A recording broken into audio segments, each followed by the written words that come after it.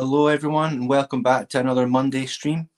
Before we get into it, I've got a little video prepared for you, and you'll be able to see just how the saviour Dave Filoni feels about Disney Star Wars. People get into all these debates of what's canon, what's not, and sometimes forget just the special nature of telling a good story. You know, Rey, she impresses Han Solo. He's like the guy's guy, impresses him, impresses everybody in the audience. She goes up with Kylo Ren, she punks him right away.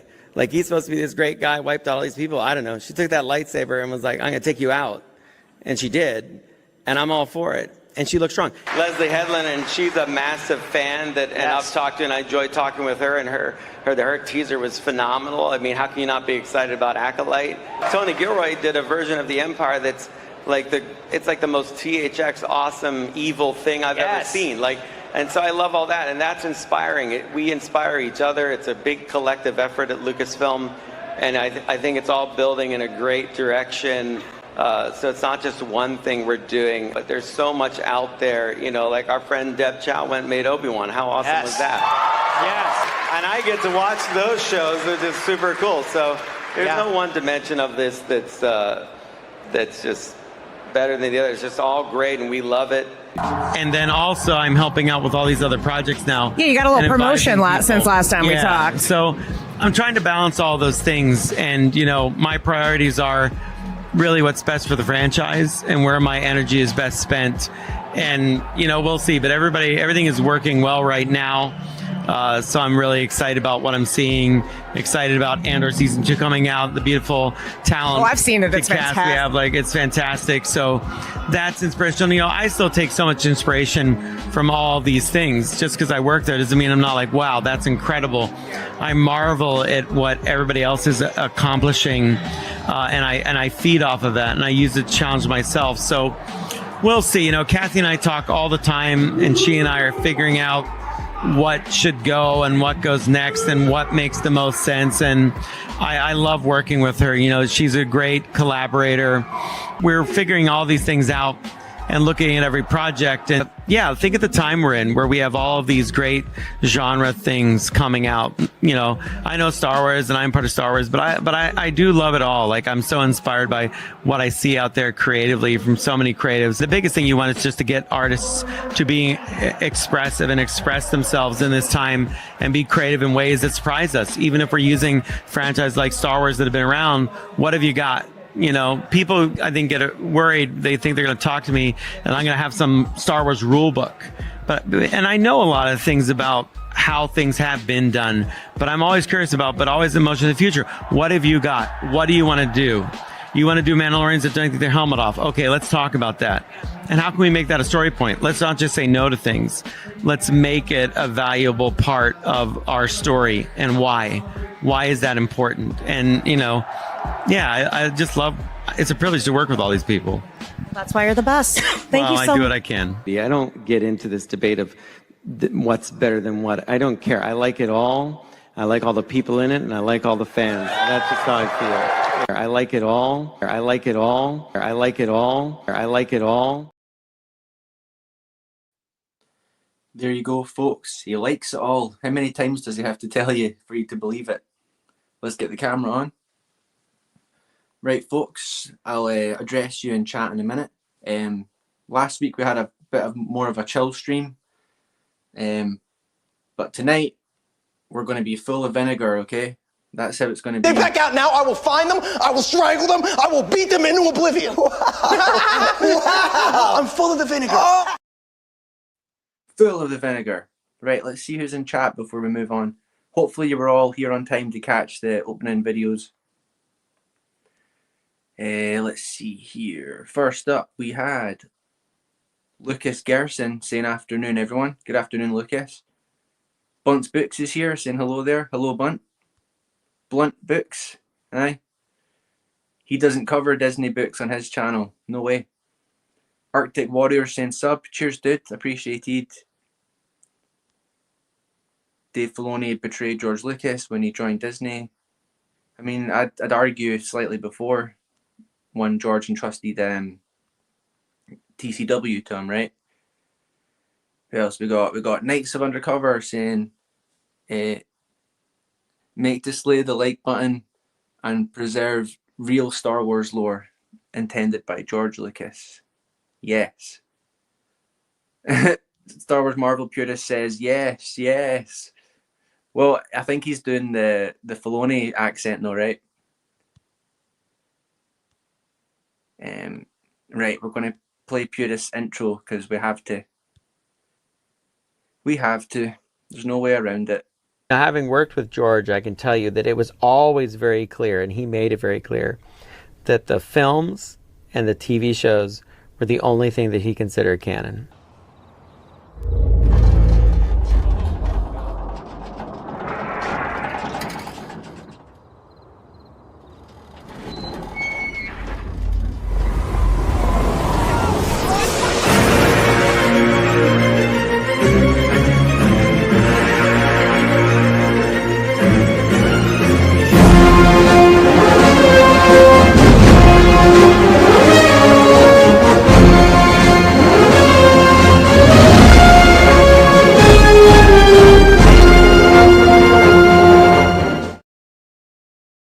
Purist is here keeping it pure.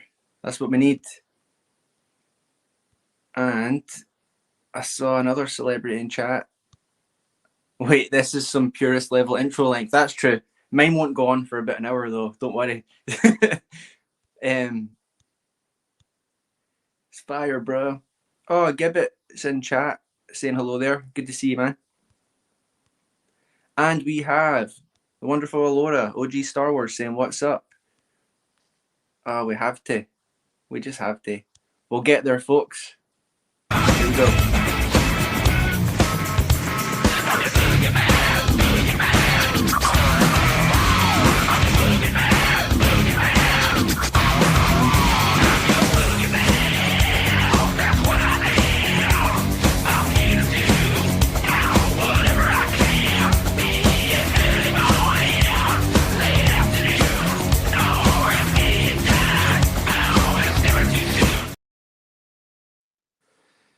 OG Star Wars is saying smash the like button. Yes, please. That'd be awesome.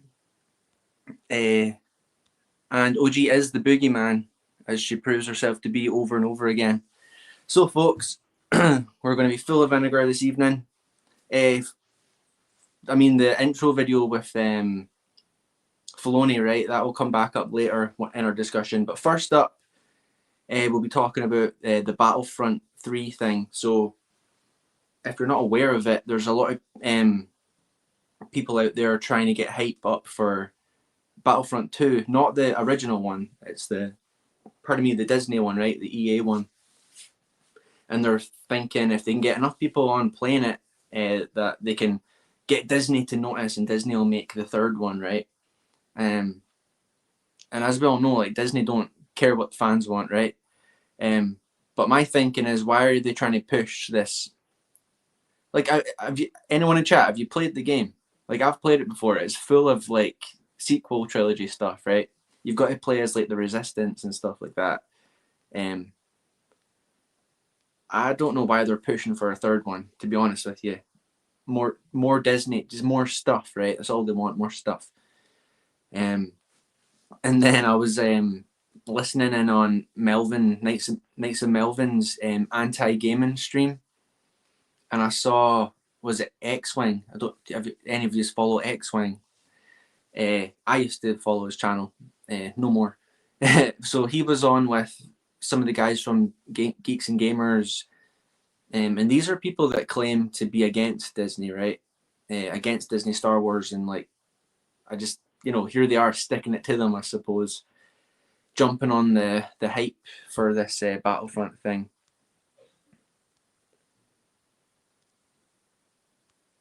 I can see a couple names in chat I don't recognize. Thanks for being here.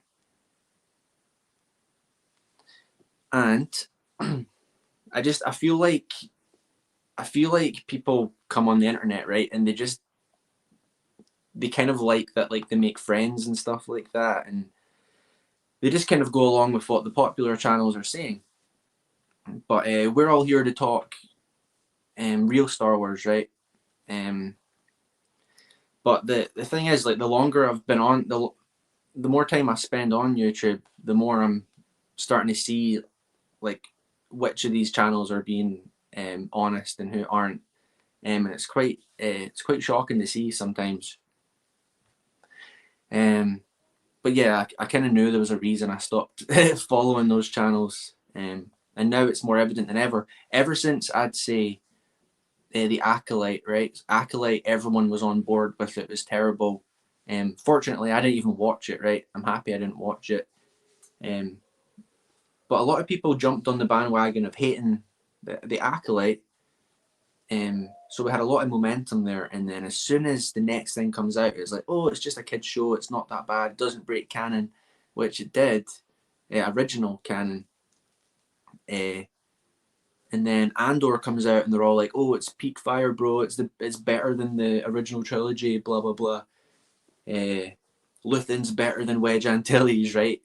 Ridiculous statements like that. So our side, right, taking a lot of L's, and it doesn't seem to be letting up, and it's a bit of an issue. So for that, I've got a clip.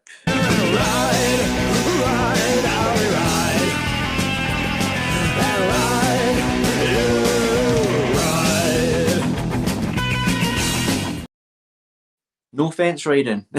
Pick a side. You either want Disney to fail or you don't. And if you don't, stop going out there and saying that you do, and then praising and promoting all their stuff. It's hypocritical.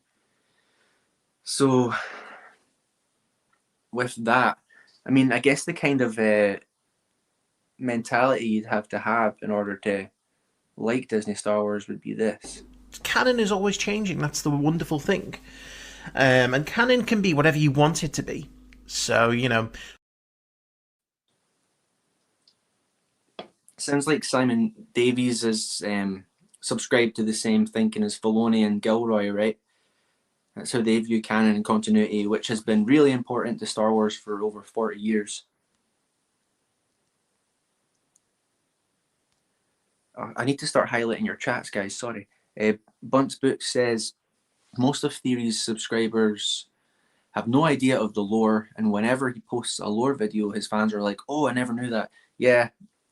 And before I got into EU, I was a fan of his channel, right? And he came across as someone that knew what he was talking about. It seems like the grifters are turning into the shills, but they're acting like we're the toxic ones that are kind of like the dark side opposite of a shill, right? But the fact is, we're upholding real Star Wars, and we're not going to waver on our position with that. So, moving on. Yeah, so since we're talking about fake Disney Battlefront 3, right? It's never getting made. Let's marvel at the real Battlefront 2 that we all remember from our childhoods. The first day of combat for the 501st was nothing like I thought it would be. We've been training for years, bred for the sole purpose of fighting and winning this war. But nothing can prepare you for the reality of combat. The destruction, the chaos. They say the 501st got the best of this war. We also got the worst. And it's only just begun. On November 1st, prepare yourself for the sequel to the best-selling Star Wars game of all time. Star Wars Battlefront 2, the game that lets you fight all the classic battles any way you want. Now lets you fight on all new Episode 3 planets. Fight as a Jedi, and for the first time ever, fight in space. Even board a Star Destroyer and take the battle inside. Fight on the front lines of the saga's most epic battles. From any side. In any vehicle. With any weapon. Star Wars Battlefront 2 on November 1st. You fight again. Rated G for teen.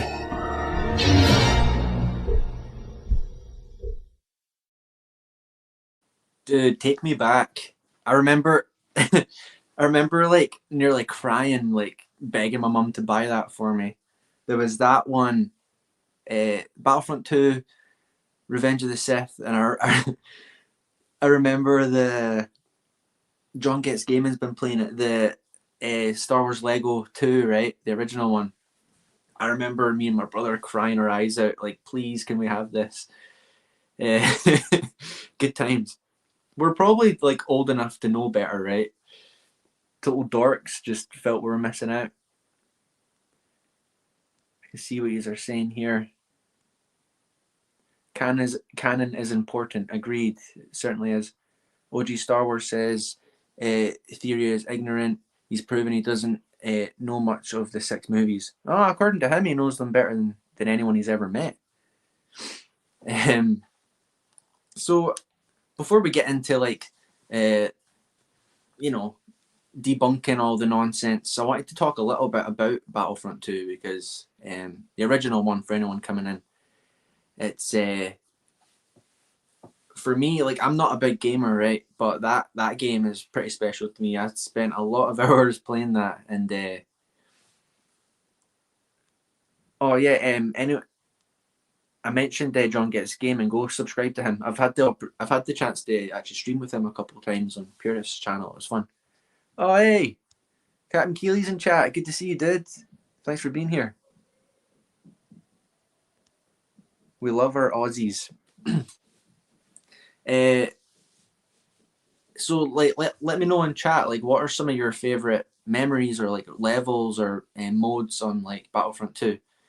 I always remember the training level where you play as Mace Windu on Geonosis. That was a lot of fun. Oh, and one thing, like, not to bring a damper on it, but Disney totally they've stolen the name of it, right? They couldn't just like come up with a new game. It's like when I was trying to look up some trivia and stuff for the game, like it was incredibly difficult to do because you just get given the Disney stuff. Just like I've mentioned with like a lot of the novels and stuff, you type in something like Tales of the Jedi for the comics or New Jedi Order and stuff like that. It takes forever to get to the stuff you're actually looking for. Yo, Soul Assassin's in chat too. Good to see you, dude. The Aussies need to deport Mrs. Dash, do they? Well, he's getting fired, so he'll need somewhere to go. Don't send him here. You can send him to Scotland. There'll be a space for him when I leave. But you can't talk about Battlefront 2 without like the space levels, right? You could essentially, for anyone that's not played it, you could literally pick your character. You could go out into the hangar. You could pick a spaceship. You could fly out, and you could do a dogfight in space, and then you could land on capital ships, and then you could get out your ship, and you could run around shooting droids and stuff, and you would, dude, it was so cool. It was awesome. And then everyone always talks about the Moss, was it Moss Espa? There's like a mode you can do where it's like heroes versus villains, and it was a lot of fun. Like before, like, I'm pretty sure it wasn't even it wasn't even like an online multiplayer at the time or anything. But it was so much fun, and the newer one never lived up to it, in my opinion. Yeah, it's literally the GOAT. Purist says, I need to get a PlayStation 2 so I can get some of these games again. There's obviously other ways you can do it, but I'm a noob. Battle of Heroes mode, yeah. So, just kind of wanted to spend a little bit of time reminiscing about the real Battlefront 2. The thing is with my streams, guys, my streams are kind of like an abbreviation, and then Purist always does a better job explaining everything and getting all the information out there. So I'm just setting him up for success. That's what I do. But yeah, speaking of Mrs. Dash, the rule of 3, Disney speak, that's a High Republic term, right? The rule of 3. There's still been nothing for at least like 5 weeks or something like that. There's been no stream. and they're still behind on their Plagueis book review, which they promised. And the weird thing about that is he's been releasing a lot of Plagueis lore videos. And the thing I don't understand about that is that he's not using, he says he's not using the ghostwriters anymore. But the whole purpose of them being hired was because he didn't have time to write lore videos. So how is he pumping out more lore videos in the last little while than he did that entire time? It's strange. So I've got a suspicion he might be using the ghostwritten videos, because he said he had hundreds of them, which would make sense because he said that he was going to be putting out 2 a day. So if I was a ghostwriter, I'd be like, right, I've got to put out 2 videos a day. Let's do a short video on this part of Plagueis and another short video on this part of Plagueis. Like, don't just do the full video, right? Do it in parts. That way you can get more for your buck, you know? But that's just a theory, a Star Wars theory. And yeah, I've been getting a lot of replies in my comment section lately, calling me a bully and stuff like that, saying I've been bullying the guy. I think there's a really big difference between criticizing someone and bullying them, to be honest with you. I've been called a bully, and that I also bully prequel lovers, apparently, even though I literally just had a stream a couple of weeks ago glazing the Revenge of the Sith. And you know, every single stream we talk about the one and only Star Wars movie. So I have here the complete Star Wars saga. All episodes, 1-to-1. And this is the version where we've got Puppet Yoda. The Saga of One. Oh, there's Slagon in chat. Good to see you, man. You recently subscribed, didn't you? Thanks for being here. Nasal Servant Arc says the Scran Zone. Yeah. We're in the zone. This is what we're up to, Nasal. If you just got here, you'll appreciate this. Or not, but we do. They back out now. I will find them. I will strangle them. I will beat them into oblivion. I'm full of the vinegar. Full of the vinegar. We're not being nice this stream because there's too much fake news going around, and they keep getting away with it because no one's pushing back on it. Lego Star Wars EU game, the gags would be amazing. Oh, that would be pretty neat if they did an EU version of it, right? That's a really good idea. Like, I remember the first Lego game. Oh, I'd love to do a Cannon Bomb stream on that. I know Decrepit's a fan of the Star Wars Lego games. Need to nab him for one of those. But the first one, my brother and I used to play at my aunt's house. I hadn't even ever heard of it, but my cousin had the Lego game on her PlayStation, and we were staying there for a weekend, and we like binged the whole game and completed it. So then we got our own copy eventually, second hand, I think it was, that second hand like game store. And then obviously I was telling you the second one came out and we loved it. So honey works for me, vinegar works for you. I accept that. Plus I love the vinegar meme. It's all about the vinegar. You've got to turn to the dark side like I have. Well, I'm getting there. Nasal. Turn to the dark side. So yeah, criticizing someone isn't bullying them. No way. I'm not going to be gaslit into that.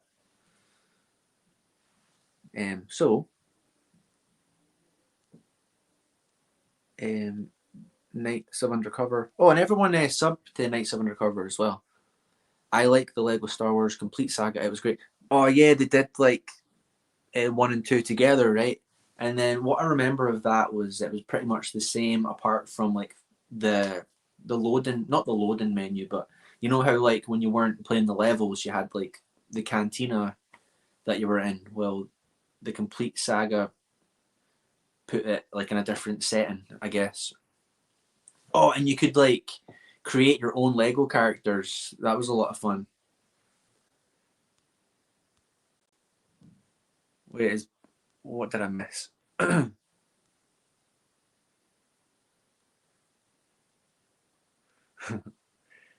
It's not a T count, it's a M count for midichlorians.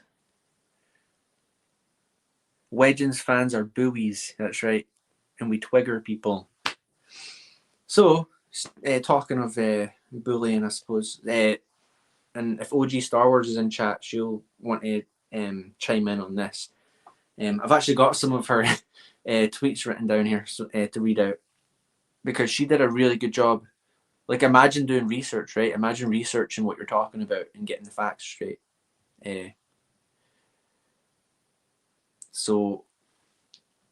Theory. Well, first of all, the reason I criticize Theory is for reasons like this.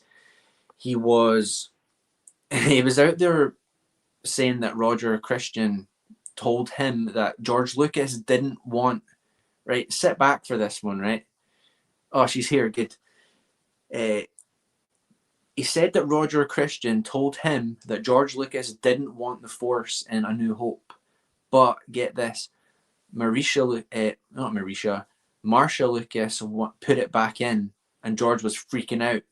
So basically, the only reason the Force is in Star Wars is because Marsha Lucas put it in there without George's knowing.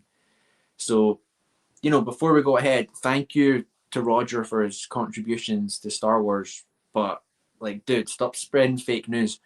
We don't need more Marsha Lucas purists in the fandom, right? And Roger's also the one that was on Theory's channel telling him that he heard George was coming back to make a Star Wars show. And then Theory's like, what? This is crazy. And then he made a video saying that like he got a scoop and stuff like that. The guy's obviously hearing stuff on the internet and repeating it. He was a set designer and he worked on Alien and stuff. The guy, he did cool stuff. He designed the original lightsaber, not taking that away. And then I think he was second unit director on Return of the Jedi and Phantom Menace. But the guy doesn't know what he's talking about. And the thing is, Theory's that gullible, he believes it, and he never does any research. So I've got a clip here. This was I can imagine this was Theory's reaction when Roger told him that fake news. I was not expecting it at all.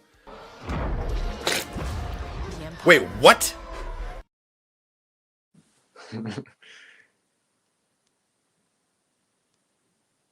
A little birdie told me, sparrow. And we'll get to Den of Nerds fake news in a bit, but I've been tagging him and stuff like, here's the evidence, and he's just not responded. He's not said anything, so he's going to keep pushing the fake news, and he knows it's fake news. You can tell. So that's what Roger Christian said. But the fact of the matter is, guys, the Force was a core concept from the very beginning of the original trilogy, and Lucas created the idea to advance the plot and add that spiritual element to the story, right? Plus, the novel was already out the previous year, and George had already met with Marvel Comics to do a continuation of it. So, like, what does he mean she just put it in there? Like, does he understand how difficult that was back in the 70s to edit film, like literal film? She just did it under George's nose. But like Star Wars fans know George micromanaged all this stuff, right? You get all the purists out there saying that like George didn't even write Empire and Return of the Jedi.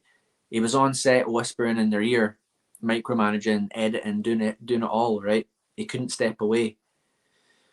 And as far as editing was concerned, Marsha Lucas was one part of a final editing team of 3 people, along with Richard Chew and Paul Hirsch, who had equal roles in the editing of the film.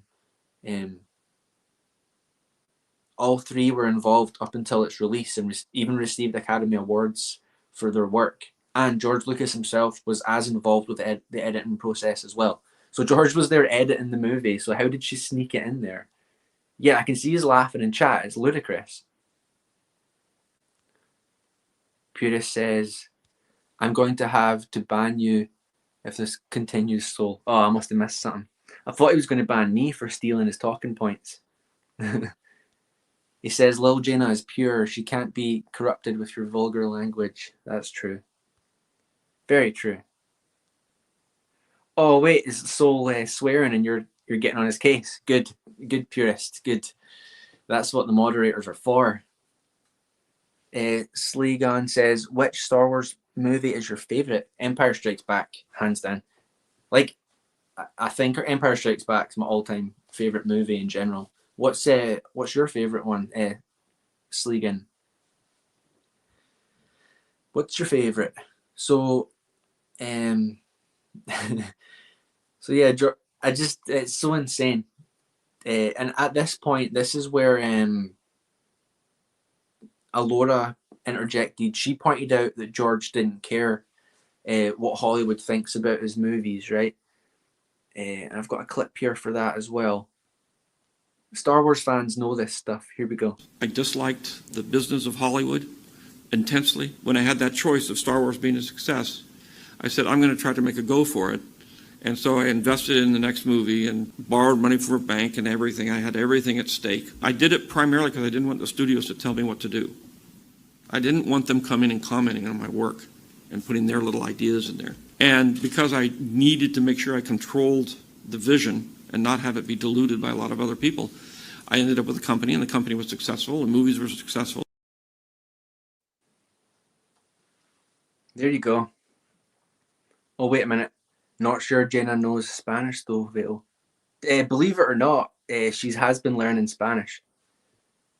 I think there's a big Mexican community where her family stay in Ohio, so she's trying to get clued up before we move over there.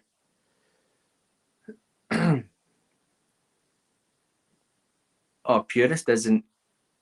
Oh, wait. I knew Purist wasn't entirely dark side. Here he is protecting the comment section. Oh, don't be fooled. Purist is full Sith. He's full Sith. Don't let him fool you. Ozin Malone, nice to see you, dude. Says, do you think they will pull off the Dawn of the Jedi movie? Will it be good? I don't think it'll be good. I think it will be just as terrible as everything else they've ever made, you know? I don't know how you feel about Disney Star Wars, but I don't think they'll succeed at making good Star Wars ever. So this is where Alora interjected. She said, this was at Theory on Twitter. She said, Roger Christian, set director for Star Wars New Hope, and later second unit director for both Return of the Jedi and Phantom Menace. Told him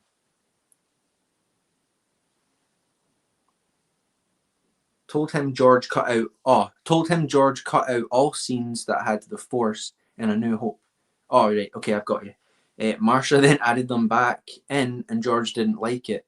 Remember, Marsha was not the only editor, and she did not edit the final product. Either Theory is very gullible or intentionally feeding an anti-George narrative that the spacing has addressed many times. I remember that stream.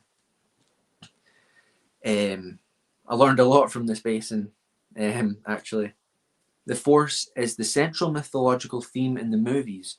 George wanted to tell his story and not let Hollywood have any say or change his story, so I find this hard to believe that he was worried about what others thought of the Force.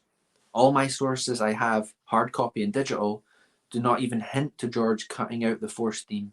It would change the screenplay and scripts. Also, the novelization, it was already published in 1976, and that had all the Force scenes. So yeah, like, all that evidence, and I'd say just the fact that he was editing the movie alone discredits this falsity. And then she actually included a really good video about it was debunking Marsha saved Star Wars in the edit, and it doesn't share any of that information either. So yeah, instead of doing his due diligence and research, he was spreading this rumor to James Arnold Taylor at a Comic-Con, basically. And he pretends to be this bank of knowledge, but clearly doesn't know enough to push back on something like that. If someone told me if someone that worked with George told me that George thought about, he didn't want the Force in Star Wars, you'd be like, what are you talking about? Of course he did. What are you talking about?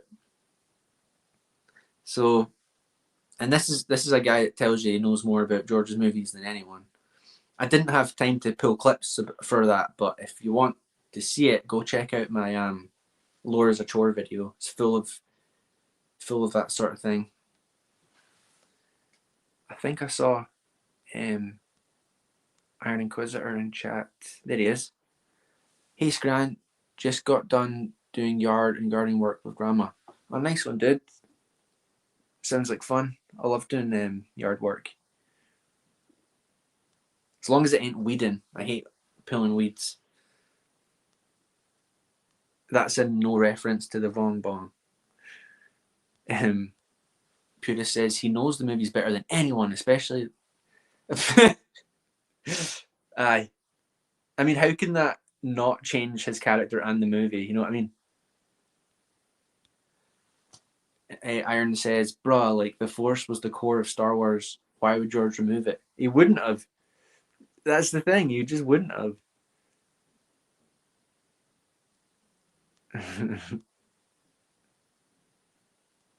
Oh, OG Star Wars says a video on this topic will be up today. In fact, grabbing lunch and finishing the edit. Do you need Marsha Lucas to do the final edit for you, Laura? If you want it to be a peak video, you should get Marsha to save it for you in the edit. Maybe Echo Base Network would check it out if you did. So, yeah, this moves us on to our next topic of conversation. Joshy Boy, the Hope Grifter. So he thinks he's been. I released a couple videos, right? There was the one I shared at the start of the stream, and then there was the one that was breaking down his video about. Basically, he's out there saying that Dave Filoni is leading a Lucasfilm civil war against Kathleen Kennedy and Tony Gilroy because he doesn't like Anbor. And all the evidence has shown that Dave Filoni loves Disney Star Wars. But he seems to think just because Dave Filoni's from Pittsburgh, right? He's from the same state as him, that he's just a blue-collar guy. He's not out for personal like ego or glory. He's just out there fighting for George. And oh, by the way, Cleveland Browns is where it's at, down with the Pittsburgh Steelers. The only good thing to come from Pittsburgh would be John Gets Gaming, right? So he's saying he was actually like, it's not just fake news, but he was actually, I'm not calling the guy a liar, but he was lying about some stuff in his video because he was mixing up like quotes from Filoni from the 2023 celebration and the failure one in Japan, right? Saying that Filoni was near enough crying, saying that he was fighting for George Lucas's legacy. He's never said those words. Dave Filoni has never said he was fighting for George's legacy. And when he was crying, he was literally crying because there was fans around him, right? And Kathleen versus Dave, it's fake news. They're both on the same team. They both like the same stuff. They're both making the stuff.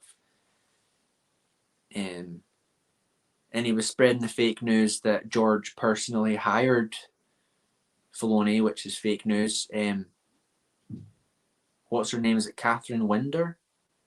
Is that her name? OG Star Wars will let you know. She shared the source with me because I knew I'd read it somewhere before.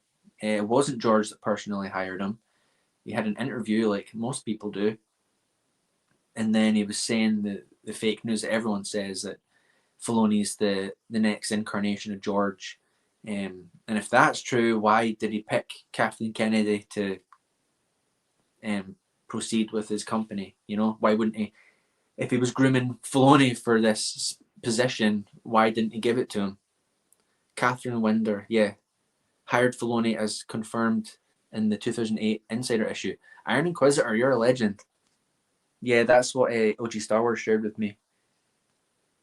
A little bit of research, guys. And if you're out there saying you've got like scoops and sources, like at least do the research, and then you can combat people that come against you, like Den of Nerds. I tagged you in my tweet, right? If you happen to be lurking, I totally doubt it, but if you do, I know why you haven't responded, and it's because you can't prove me wrong, because I have actual sources and evidence, whereas you don't. You're all talk, you're hearsay. You're hope grifting. You're damaging Star Wars. You're trying to get people to keep getting involved with Disney Star Wars. I don't understand. And you're out there saying that you love George Lucas Star Wars. No, you love Dave Filoni Star Wars, which is the antithesis.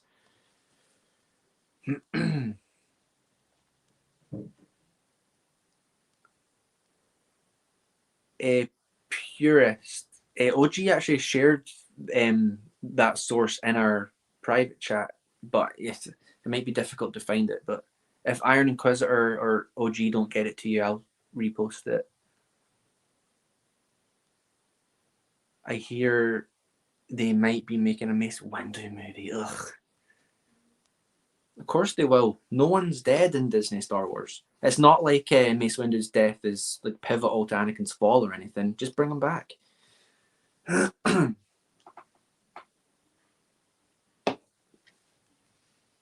So, like, honestly, I can't wait for Nerd Theory to come back, because I'm going to be keeping a close eye on it, because they just expose themselves every time they speak. And to have them both together, even easier to keep track of it, because I can hear little Jaina. Yeah, a lot of, I think they've all been listening to Doomcock, Pasha, and Sparrow. You know, it's all the exact same things he's saying. Civil War. What was the other thing he was saying? He has faith in Filoni and stuff like that.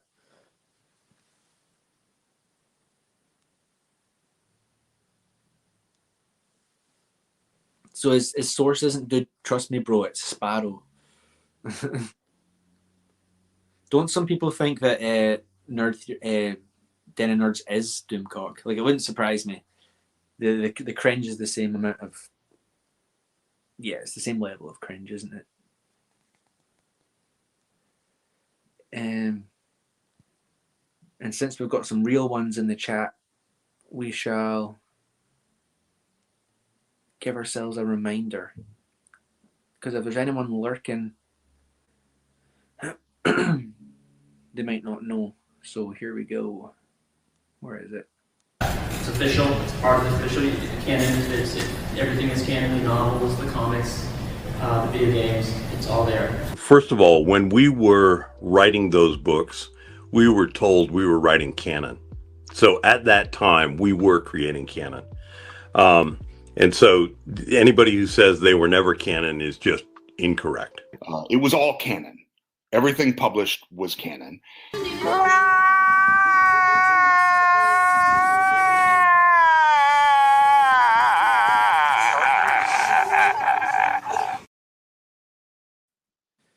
Right, and that's not out of nowhere, because our next topic is these fake fans that I've noticed on X. They claim to be like, they call themselves G-Canon, like George fans. And Iron Inquisitor, if you're still in chat, I know you've got some beef with that.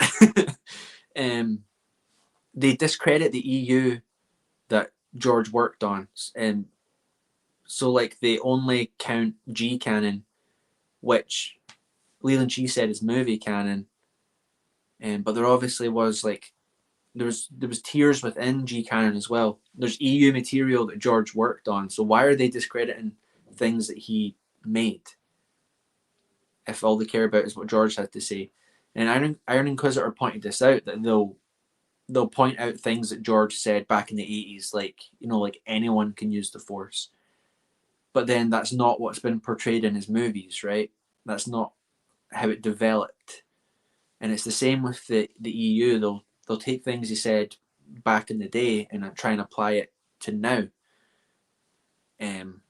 Or they'll just outright take it out of context, which they do a lot. And I feel like I've put a lot of emphasis in my videos to try and explain that to people, but I think anti-EU people just can't wrap their heads around it. It's weird. It's like they can't understand that George had creative control and everything else was bound by him. So if he decided to change something, that's his right, and then the EU retconned to fit it. It's not like it was two universes, it was the one, and then they changed it to fit. It's, you know what I mean? And then George talks about it, what was the word? Basically it weaves in and out. It doesn't overlap it and stuff like that. Scran, your videos have been very... Oh, cheers, Nazo. That's appreciated. I've tried to make them, like, kind of basic, but there's a lot of information out there, and you want to try and get it all. I don't have a lot of time to make videos, so when I do, like, I think I kind of, like, overdo it a bit, over encumber the video with information. But I think the Cannonbomb ones, at least, are pretty good just to share out there. It's too bad I've got the NAF accent, because I was looking at, like, the analytics for my channel, and pardon me, there's quite a high percentage of people watch my videos with, like, the captions on, which is pretty funny.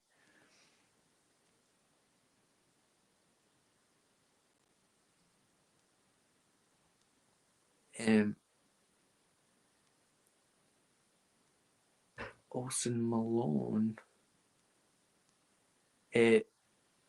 only started reading the Star Wars books. I am on the last book in the Heir to the Empire trilogy. Oh, dude, nice one, The Last Command. Well, you'll have your first introduction to the Solo twins, right? And then, dude, you should, depending on what your interest is, get caught up with the New Jedi Order, and you'll hear a lot about the Solo twins. And oh, dude, that's cool. That's cool to hear. And then Purist said, welcome to Olsen Malone. Awesome, welcome aboard. If you need any recommendations, Scran, myself, OG Star Wars, we'd be glad to help you out. Oh yeah, I mean, you'd be better going to them. They're veterans, right? I mean, here we're here right now. A lot of people in chat already know the ones I like. My first one, we pull it out every stream. Labyrinth of Evil, prequel to Revenge of the Sith. Really good, loads of good continuity, written by my favourite author, James Luceno, who did the Darth Plagueis novel. And if you've not, that's definitely one you should read. Like, but actually read it. And if you want to talk about it, you can talk about it with us, because we've read it too. It's not Star Wars Theory, it just claims to have read it. And then the cool thing with the actually, one of my personal favourites is the Kenobi novel. I think the ones I'm recommending they're really good on their own as well, but they do tie into other things if you wanted to. That's kind of like prequel era stuff that I really enjoy, because I really like the writing style. I think they're a bit easy. I mean, if you've read all three of the Heir to the Empire novels, like, I'm sure it's not a problem for you for the older stuff.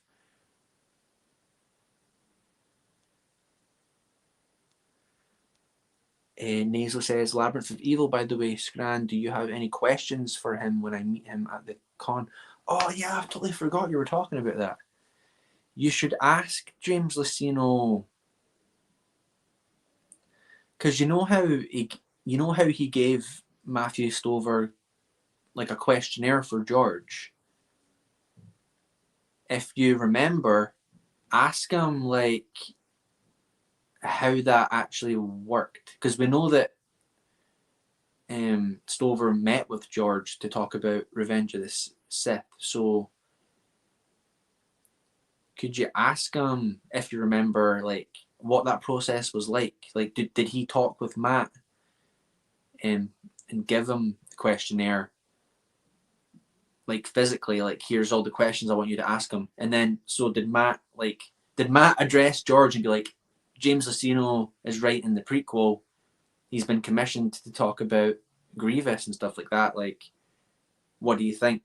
And then, I don't know. It's kind of left vague for me. But I'd love to have more information on what that process was like writing Labyrinth of Evil.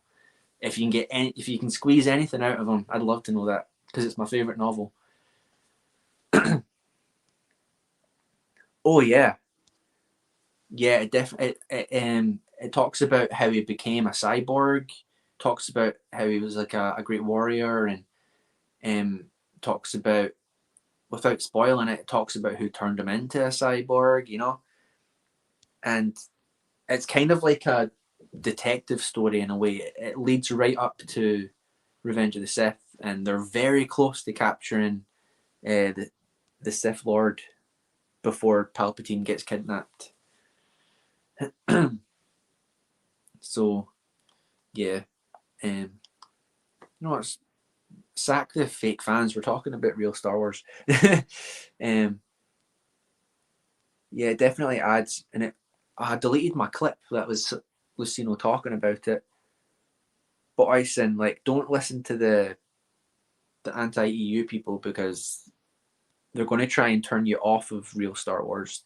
They're going to act like it was just fan fiction that George didn't care about, when it's completely untrue.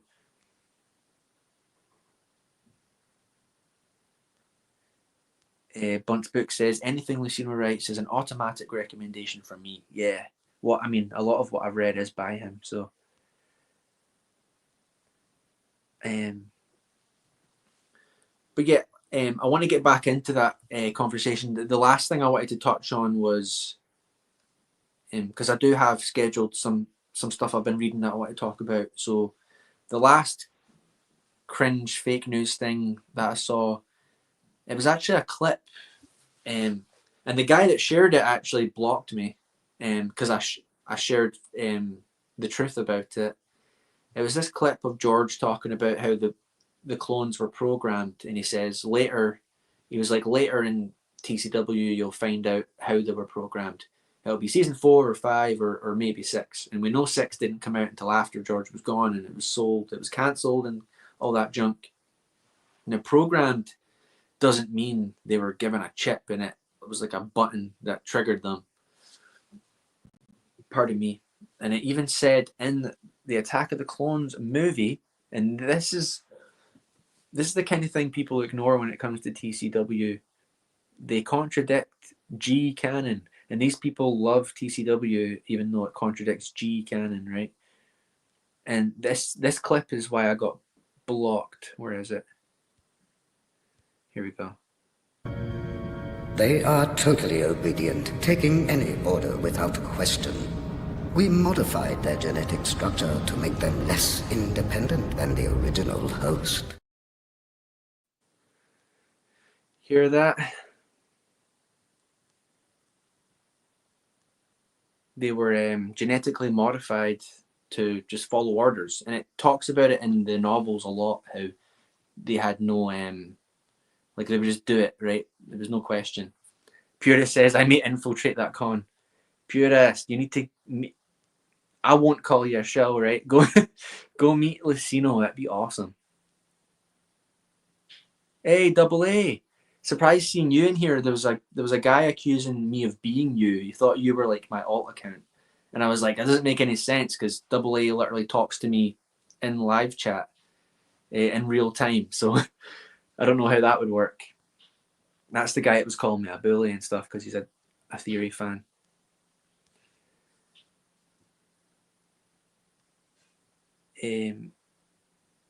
Yeah, That's right, Julie Piper. You would think people would understand. The thing is, the TCW tried to humanize the clones too much, and then they needed a way for them to turn on the Jedi without it being just like the flick of a switch, right? But then it was the flick of a switch. It was a stupid inhibitor chip. Oh yeah, meet up with Everest. That'd be cool.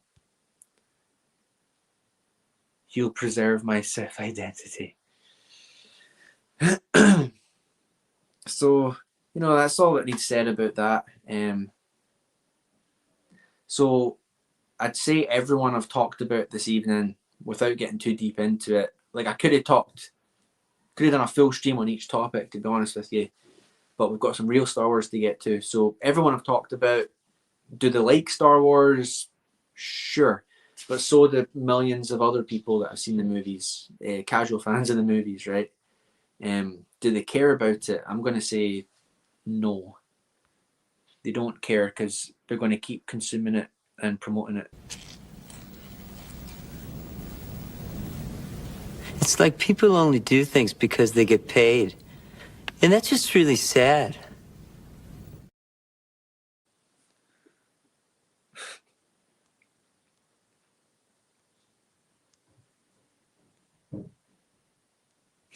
Any Wayne's World fans in chat? That's another movie I grew up on. Like Wayne's World 1 and 2, the duology.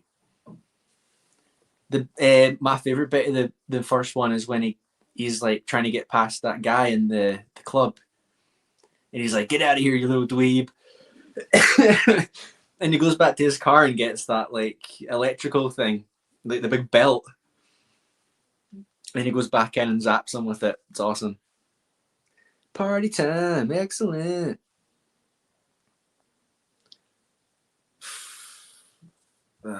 It's actually insane how many times I've seen that movie. Actually, I'll need to get Lil Jaina to watch that with me. There's a lot of cool stuff she has to see. So that's enough of the shills, fake fans and grifters. So speaking of real Star Wars, here we go. Pardon me, do you have any Grey Poupon? That was pretty funny when John Gets Gaming actually got Grey Poupon. Did George Lucas approve of the inhibitor chips? Well, that's the thing, because the company was sold and season 6 was cancelled, right? So a lot of those episodes had parts of things that were George's ideas.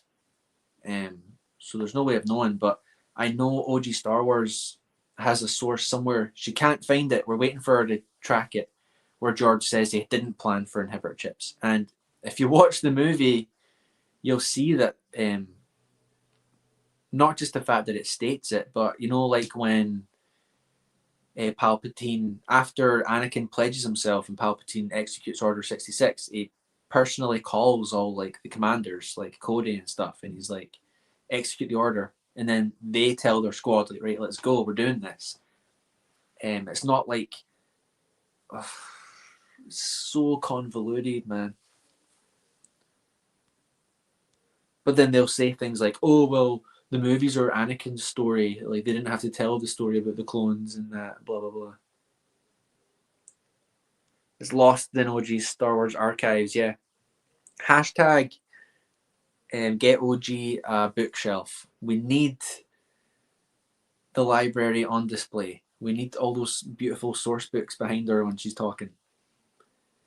So guys, before we get into the novel, we've been going an hour here. I want to talk a little bit about some of the stuff I've been reading in the expanded universe. Obviously, the KOTOR game's at a standstill just now. I don't want to just push myself to play it if I'm not like having fun. Like, it was really good. It's just not what I want to do right now.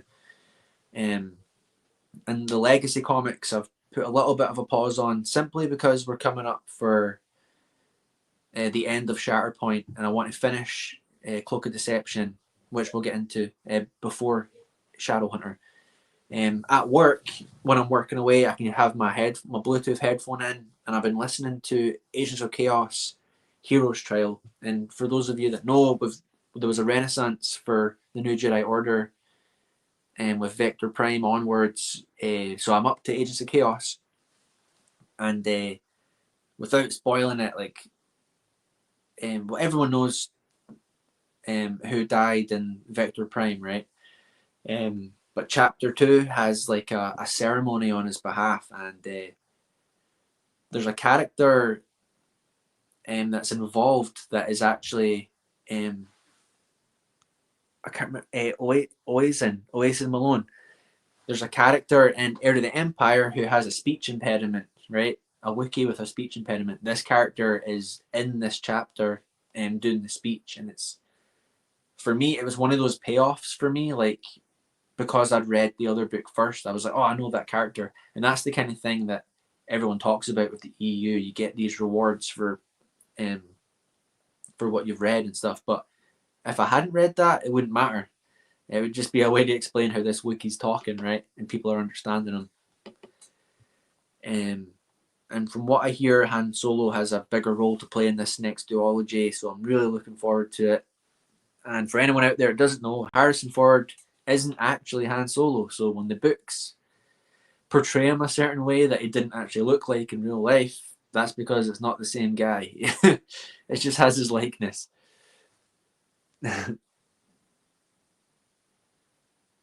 Lil Jaina says, you want a noodle visit? Heck yeah. Actually, I've got a clip. Let me play the clip, and then we'll get Noodle in here. Where is it? No, 4224. And noodles. Oh, she's running late. Noodle. Come here. Come here. Ugh. Big fatty. Right, Noodle cam. Hiya. Hiya. That's a good boy. Say hello to chat. Say hello. Good boy. You're a good boy. Right, on you go. So the thing with the dog is, little Jaina said I could name the dog, so I named him Cade after Cade Skywalker from the Legacy comics. And then we took him to visit my family, and they're like, "What's his name? What's his name?" And I was like, "It's Cade." And then little Jaina we'd been calling him Noodle because we didn't have a name for him yet. And then everyone just kept calling him Noodle, so I got to pick the name, but nobody stuck to it. So his name's Noodles. It's official.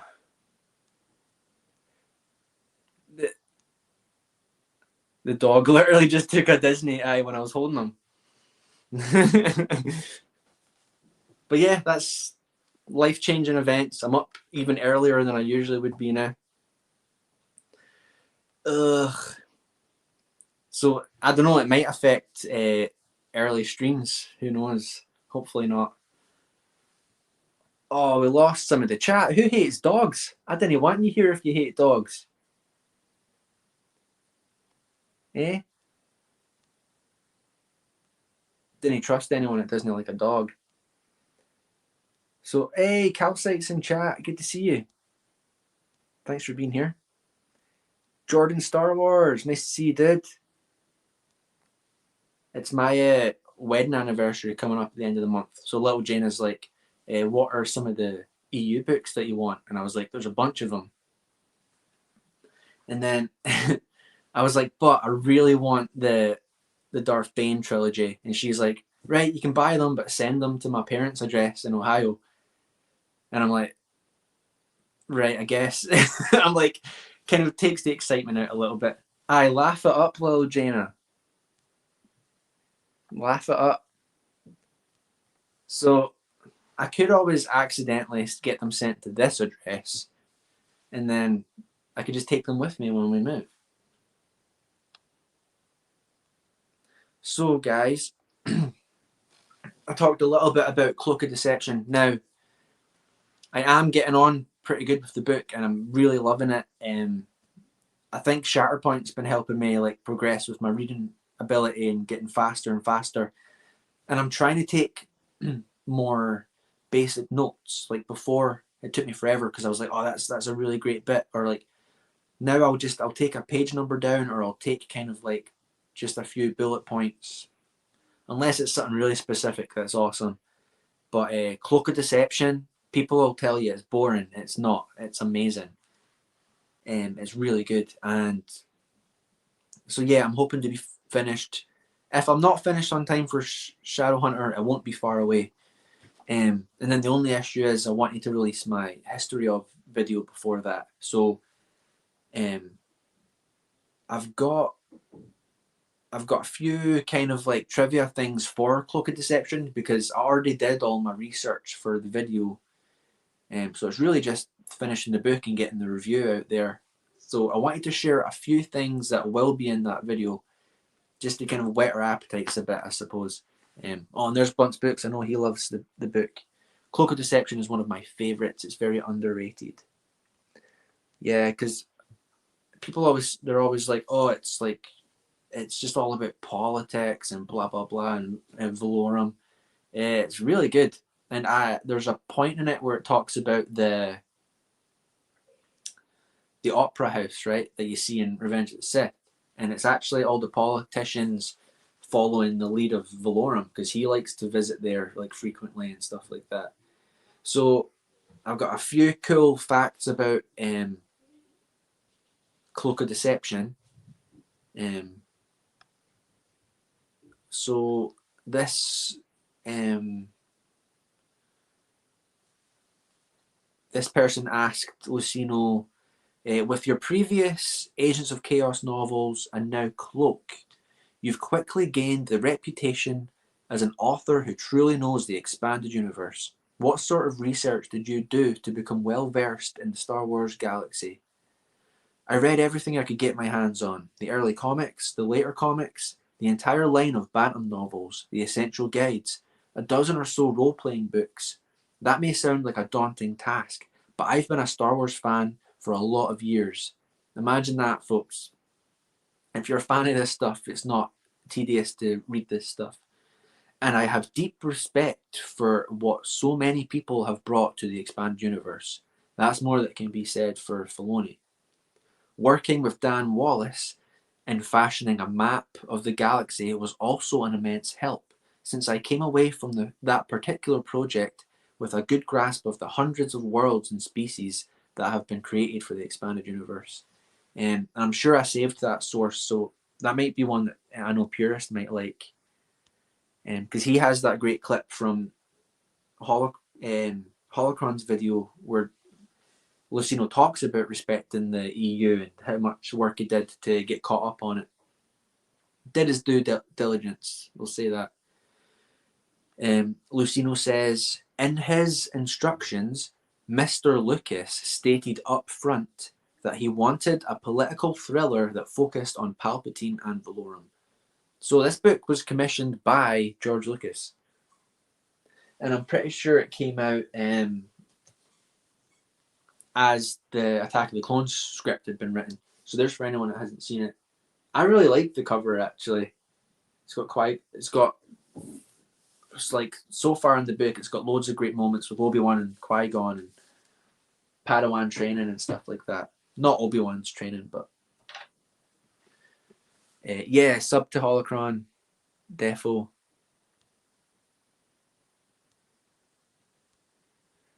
And then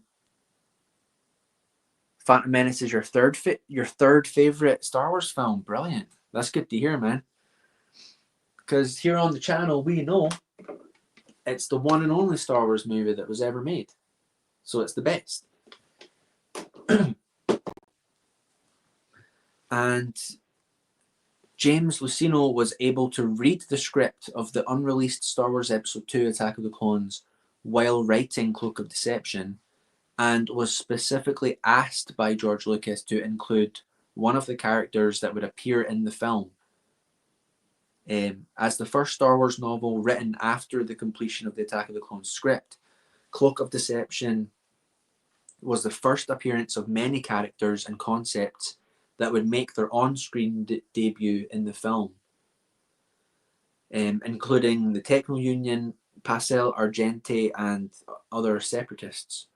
So, like, this stuff's just fan fiction, right?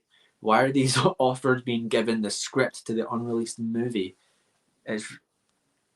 Why can't people wrap their heads around it?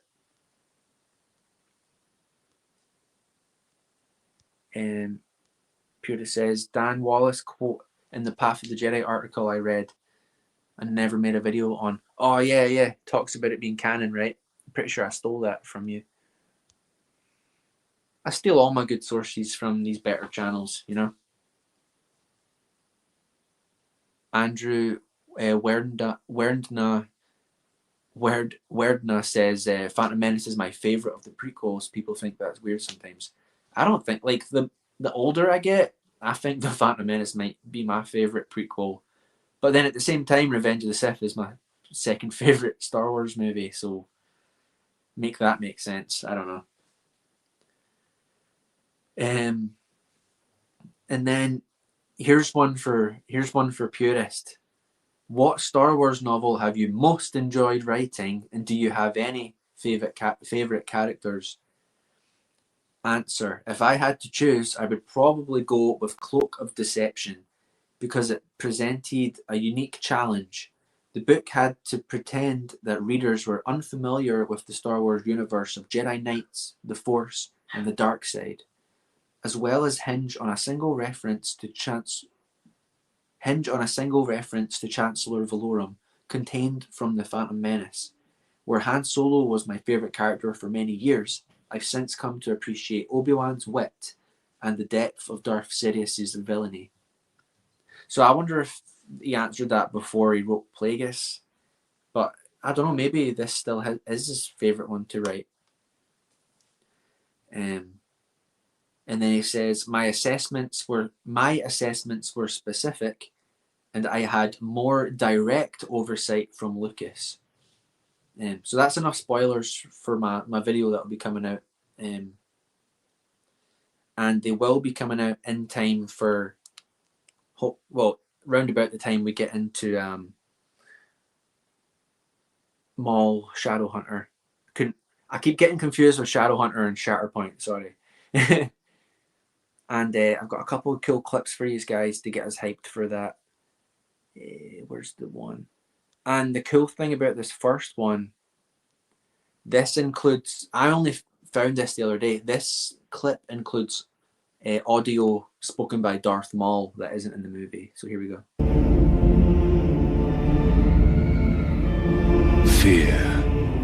Fear attracts the fearful, the strong, the weak, the innocent, the corrupt. Fear is my ally.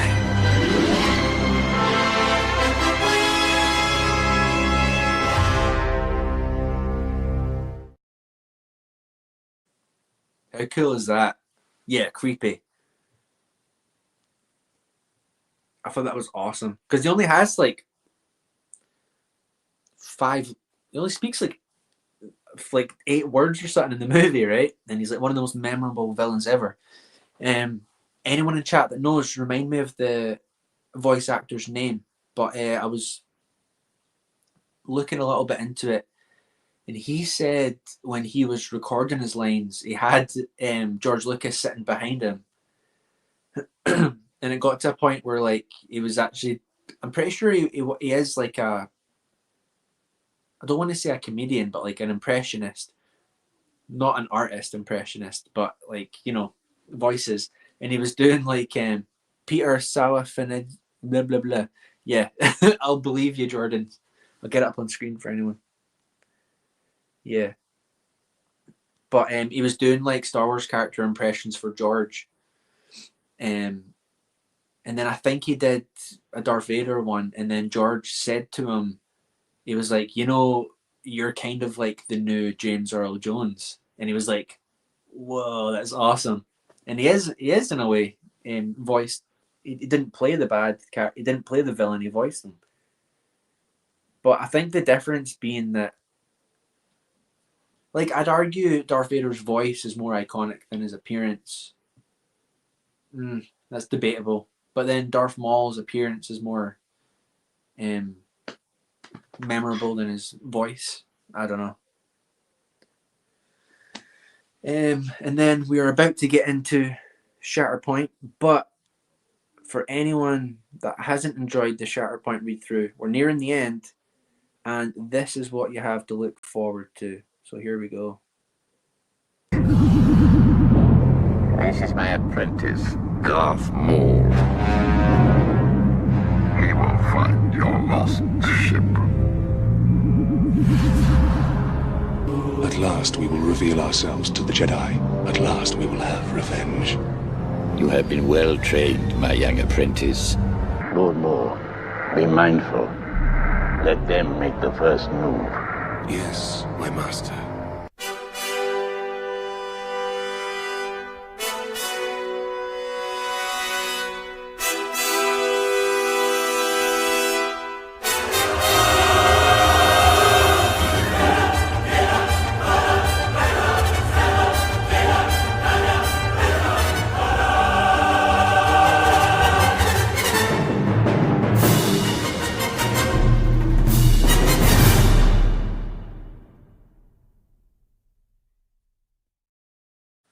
Written by Michael Reeves and read by Star Wars Scran. Dude, I'm so excited. I'm really excited for this. I'm hoping. I think tonight will be our penultimate Shatterpoint read through, and then next week we'll finish it off, and then the week after will be Shadowhunter, and there it is in all its glory. It's just waiting for us to get into it. For the infamous, power-hungry Sith, beholden to the dark side, the time has come to rise again. So cool, man. Let me know in chat if you have this cover or the other one, the kind of bluish one. But can't wait. I'm ready for it. We've been doing Shatterpoint for like, I think I've only been doing my own streams for about 5 months, something like that. It's taken us 5 months. I probably could have done it a bit faster, but I think it's a pretty big accomplishment when we get it done. And cheers to everyone that's been here throughout it. I think we've built up like a pretty awesome little kind of community here.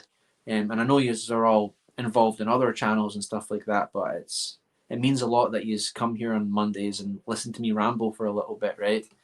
It's really cool. And you can always go to Theory's channel or Den of Doomcock's channel for fake news and rumors, and you know they'll mumble about like, oh, legends, blah blah blah, it's too much to read. But you have chosen to come here and talk real Star Wars, which is awesome, and that's what I aim to keep doing for you guys. And we are slowly progressing to the dark side. Project fan says you're gonna love Shadowhunter. I think I will, man. I think I will. Hey, New York, Florida man says, "What's up, y'all? Hail Scran and hail chat." Well, hail New York, Florida man. Thanks for being here. You're coming in a bit late. We did all our toxic grifter fake news chat, and you can always go back and catch up.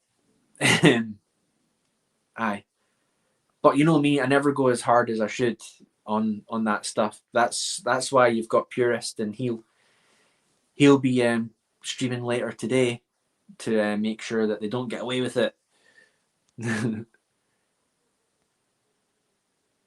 Yeah, you're always late. It's all right, dude.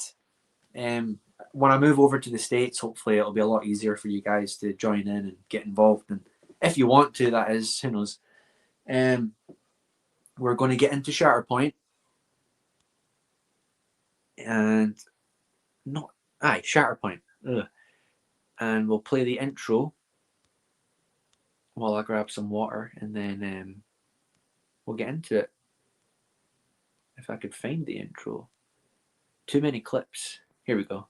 I had a long talk with Mr. Lucas out at Skywalker Ranch about Revenge of the Sith. And I asked him a lot of questions. We spent a lot of time talking about Jedi and you know how he wanted the book to feel and stuff like that. And you know, in those days, there was none of this kind of canon wars stuff that came about later on. Right. It was all canon. Everything published was canon. And so I thought, well, you know, the reason they hired me to write Revenge of the Sith was because of Shatterpoint. They thought I might have the right, be able to strike the tone they were looking for. And so I thought, well, I've already written 2 books in the EU. Why not draw on the EU to kind of expand and inform the context of the story? This is the clue we need to unravel the mystery of the Sith. You must realize there aren't enough Jedi to protect the Republic. We're keepers of the peace, not soldiers. Whoever placed that order did not have the authorization of the Jedi Council. I think it is time we inform the Senate that our ability to use the Force is diminished. I will take what Jedi we have left and go to Geonosis and help Obi-Wan. This party's over.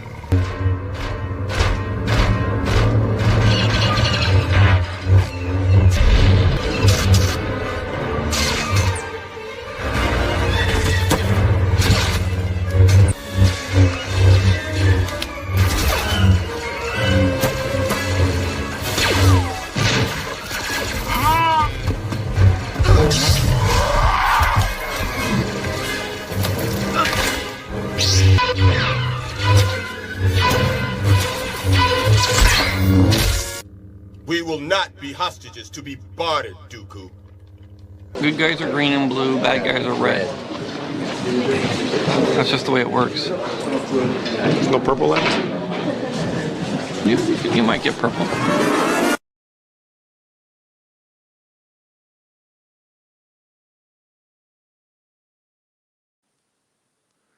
What did I miss? Let's see. Yep, sub to Purist, that's right. And then Purist says, Shadowhunter is a 9 out of 10. Purist knows the good Sith. Yeah. He never leads us astray. Bunt's book says, if you're going to read Shadowhunter, I'll try to avoid spoilers with excerpts. Oh, no way, man. Do what you got to do. I don't mind spoilers when it comes to EU, to be honest with you. I really don't mind. Leaving the Highlands of Scotland for the insanity of America. Respect, Scran. Yeah, the world's crazy everywhere. Got to go where you got to go. There were definitely canon wars in World War One.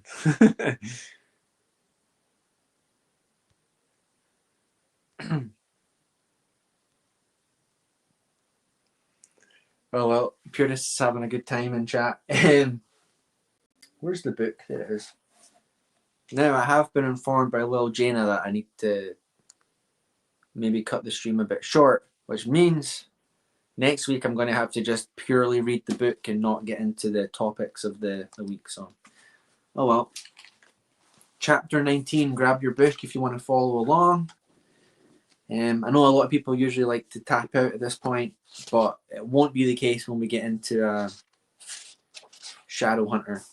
And it shouldn't be the case with this either. This is a really great book.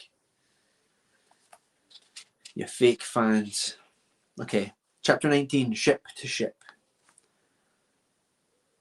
Where's my glasses, man? Every single time.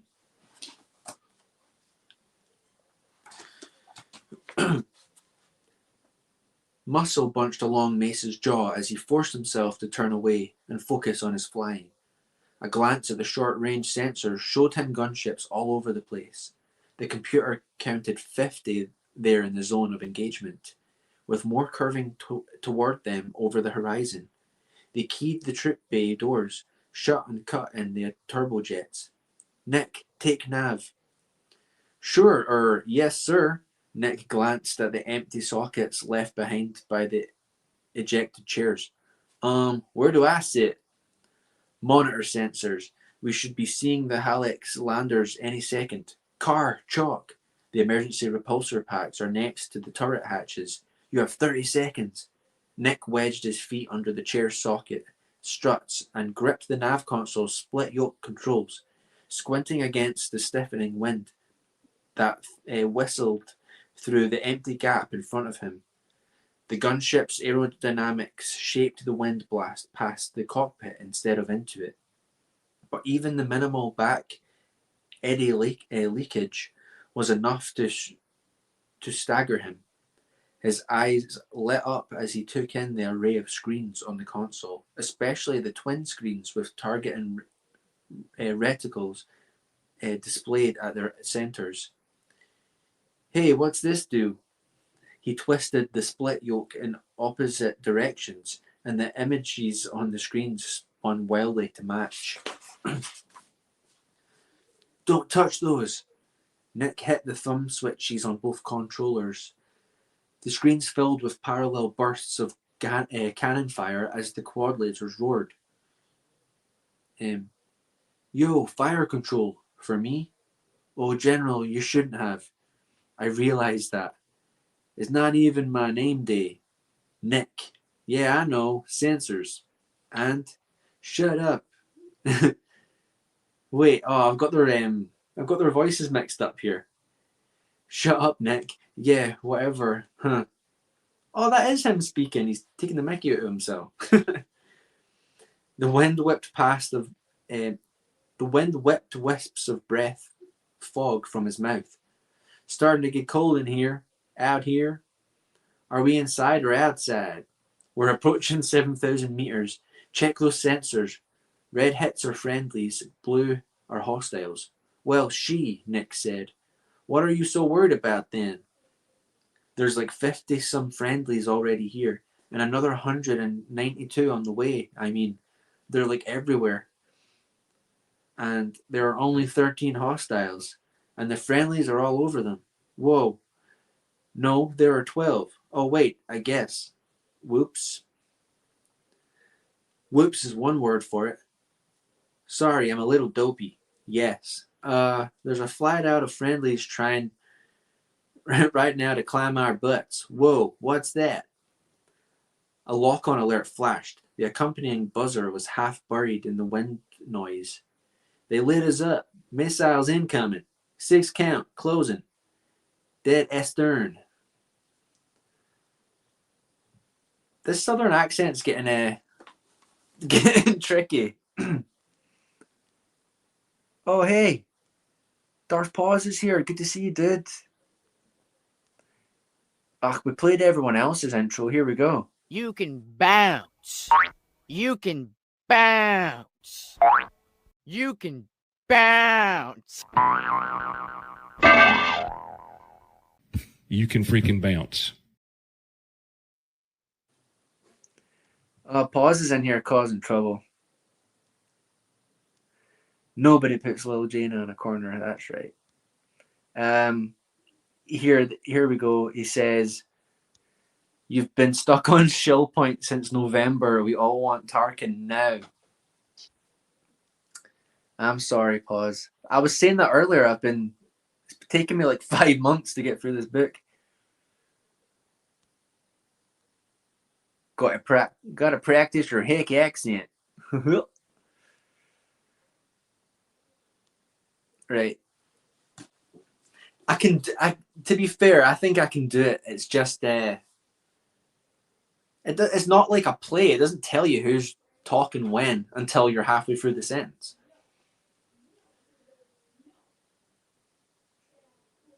Lil Jana's giving the dog into trouble. Right, okay. Darth Paws putting me off what I'm trying to read here. Where did we get to? Missiles incoming. 6 count. Closing. Dead astern. Backtrace the missile lock and feed it to the computers for counterfire. Great idea. I'll get right on that first thing as soon as I graduate from gunnery school. I've done more against Disney Star Wars than you could ever dream of. I only keep Disney Plus so my kids can watch Make on Mermaids, even though it's on Netflix and not on Disney Plus. Kind of funny that the character is called Nick as well, right? Go and touch grass, people. Go ride a bike or something.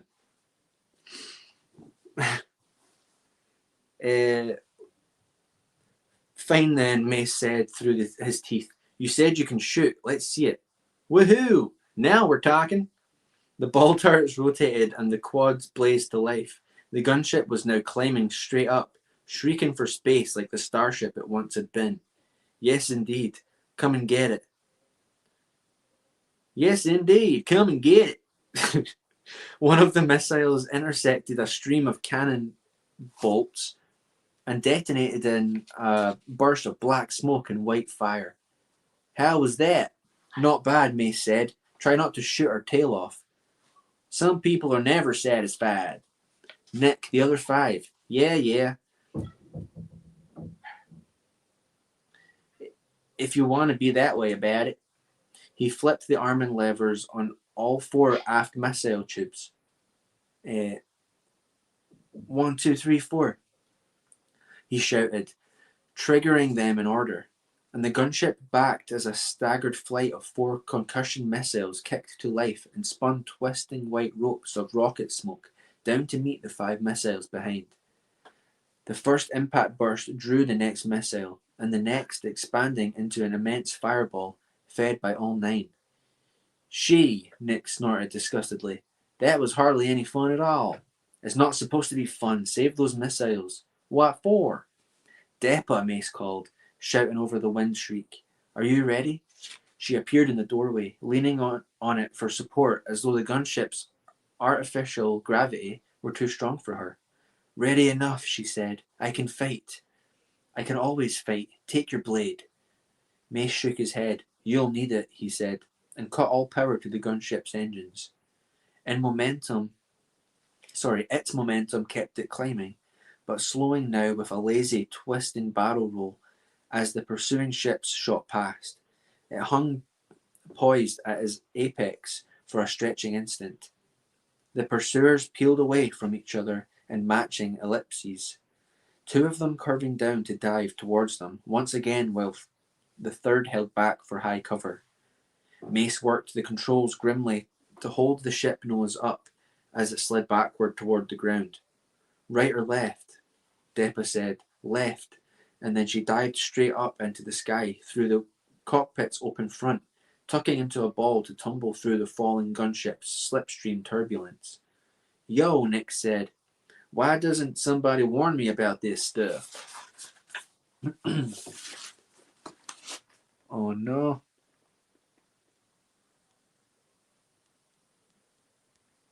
What are you chatting about? Yeehaw! That must mean I'm doing good.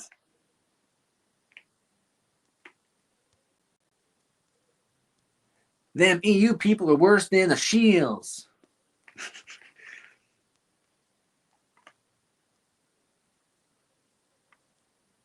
Oh yeah, make sure you check out Purist's stream later as well. Unless you have renounced all Disney Star Wars, you will be triggered. Counting on it, dude. Counting on it.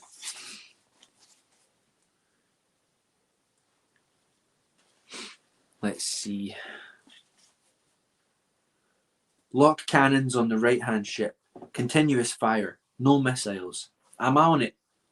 The right side quad turret tracked briefly, then roared a chain of energy into the clouds. Mace twisted the control yoke to angle the falling gunship's nose to the right so that the port side turret could join the fun.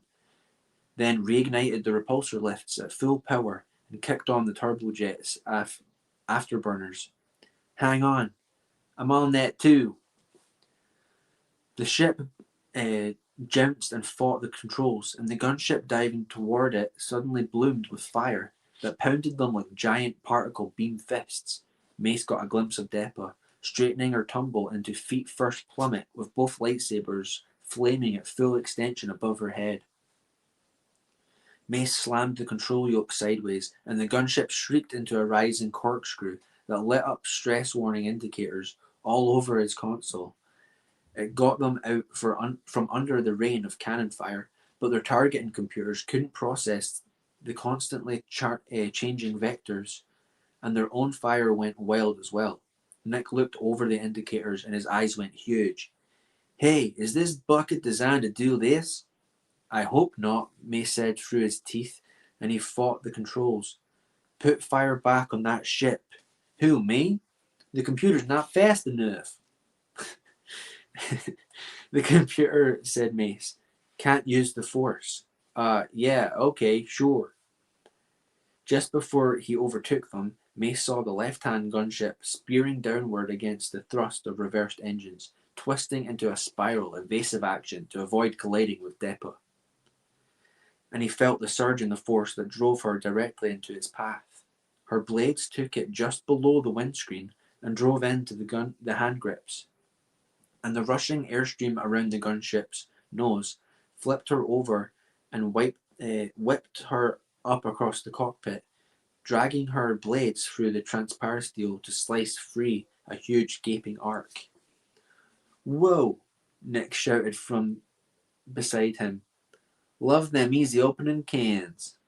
Car, Chalk, time to go." The Karun girl climbed into the cockpit between Mace and Nick. She looked pale and in pain, but was still fierce. The Lord Pellic shouldered in behind her. They both wore emergency repulsor packs strapped across their backs. "You know how these work?" Chalk nodded silently in reply. Vastor slapped the graphic instruction card sewn onto his harness and snarled at him. "I can read." Are we bailing out?" Nick said. "Because, somebody forgot to get me one of those." "Nick, what?" "Shoot." Right. Sorry. Here, watch this." Nick let the port turret go silent, while the starboard quad clawed at the militia ship. The battering ship jinked aside to evade the pounding, directly into a stream of fresh fire from the port turret. "See, they had shooting." "With real shooting," Chalk told him, "wouldn't be shooting back him." "Ah, I forgot she talked strange." "With real shooting," Chalk told him, "shooting wouldn't be shooting back him."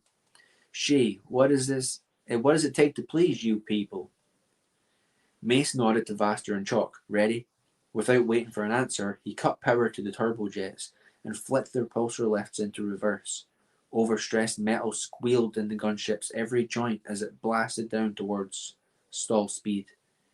Mace wrenched the yoke and flipped the gunship upside down. Carvaster wrapped one arm around Chalk's shoulder and with the other grabbed the empty rim of the windscreen gap, then pulled them both smoothly out onto the roof. With one explosive kick to clear the gunship's artificial gravity, he and Chalk fell away, tumbling toward the jungle thousands of meters below. "On second thought," Nick said, "I guess I don't mind staying with the ship." Hammers pounded the gunship into a bucking spin as the militia ship that had stayed back on high cover finally joined the dogfight.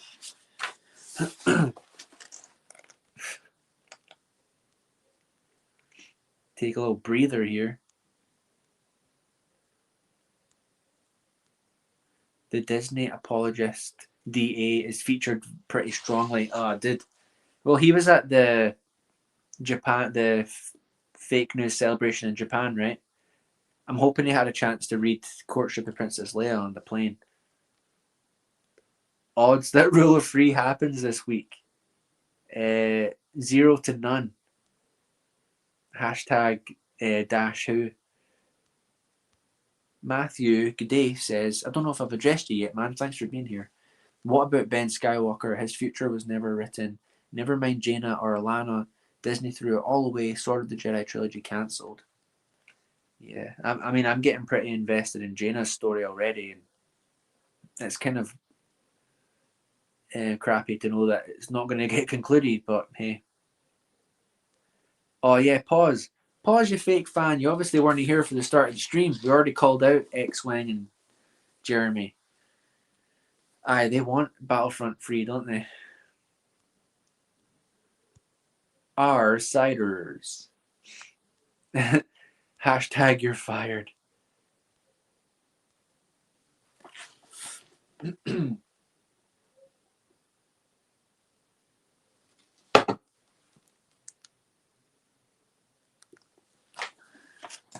Right, here we go. And the one they had left behind rose beneath them.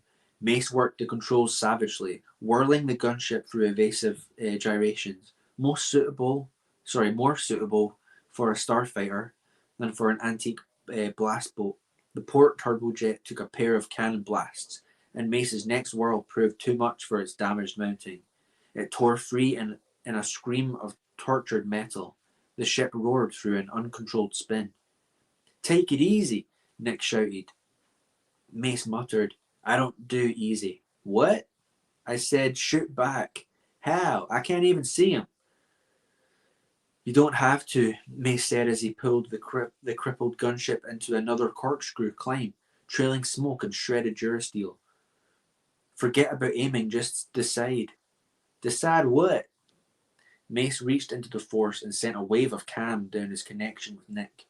"Don't aim," he said. "Decide what you want to hit. Fire where you know it is about to be." Nick frowned thoughtfully. He turned deliberately away from his screens. Hey, Luke Skywalker moment here. But George Lucas didn't want the Force in Star Wars, so maybe not.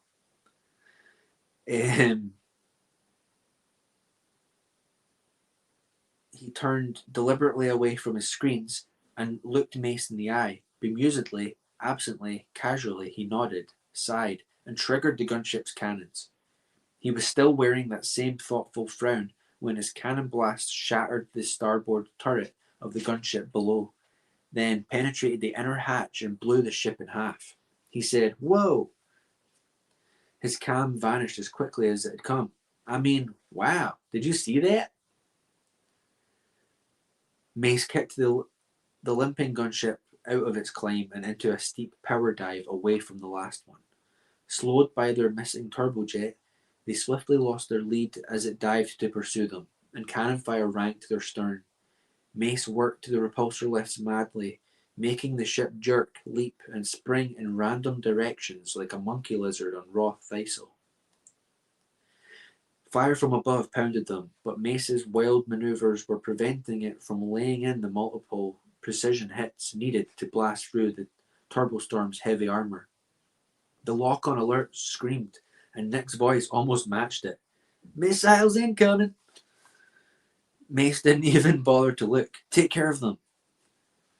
The perfect confidence in his tone steadied Nick instantly. He flashed his brilliant grin. "Don't mind if I do." As the turrets rotated to the rear and roared back to life, Mace scanned the jungle toward which his limping ship dived.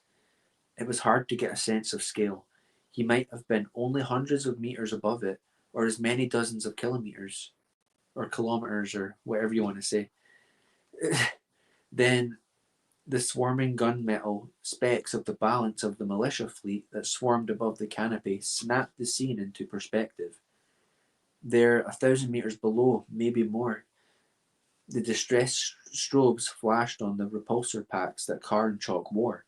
A single gunship streaking to intercept them, then slowed and stopped, hovering, and the municipal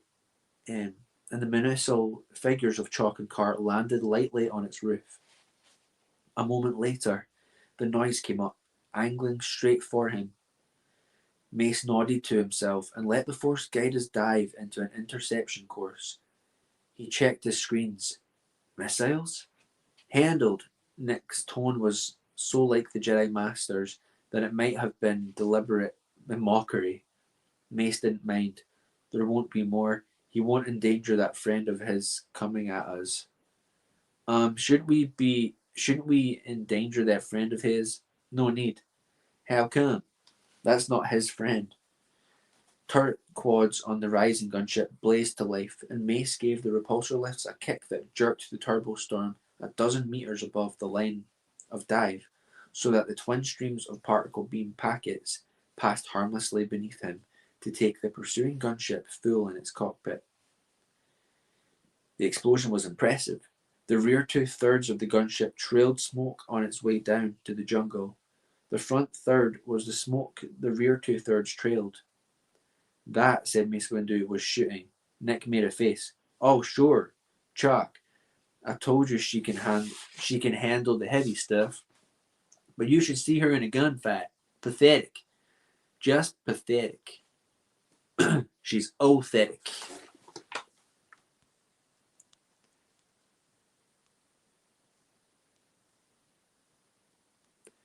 Wait.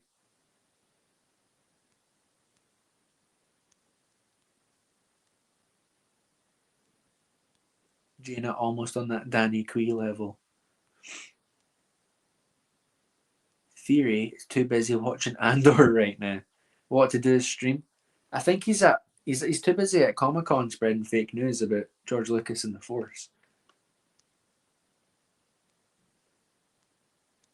Of course he's watching it. They can't help themselves.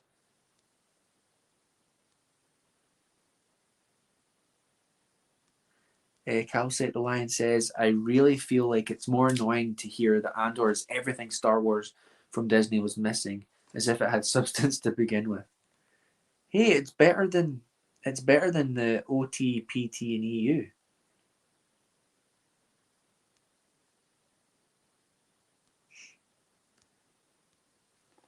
Theory is actually watching it on a plane. Check DMs. Are you joking?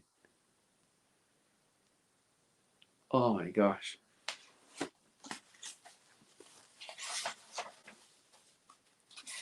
Dude, that's just, I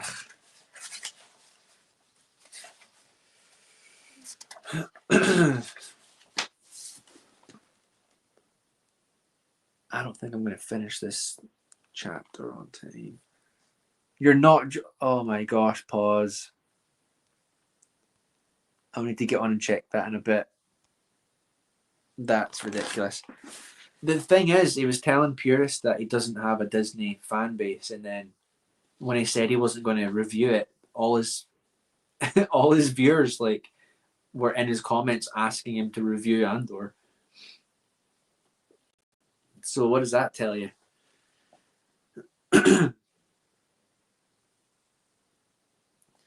Get Depa's transponder code off your wide scan, then get her on comm. We need to coordinate our next move. I'm just glad to hear you have a next move. How many friendlies do you count? Scan count on the droid starfighters. Woo. Sure you really want to know? Nick. Scan count on the droid starfighters. Woo. Sure you really want to know? Nick. 228. Good. Good. Good. To the lower left of your wide scan, you'll find a joystick the size of your thumb. That's your designator control. Start designating droid starfighters as targets for our missiles. 1 missile per starfighter, and don't save any. Do not, repeat, do not light them up until I give the order, and do not designate anything other than a droid starfighter. Not even, say, one of those 67 gunships in our zone of engagement? Nick pointed to the swarm of friendlies in a different part of the screen, because they seem to be taking a little interest in us, if you know what I mean. They are coming at us in a hurry. 67? How many are on intercept vectors? Was I not clear on that? Maybe I should have said, by the way, have I mentioned that we're about to get our butts shot off? How many? Nick gave a weak, half-hysterical giggle. All of them? Mace Windu said, perfect. Right, guys.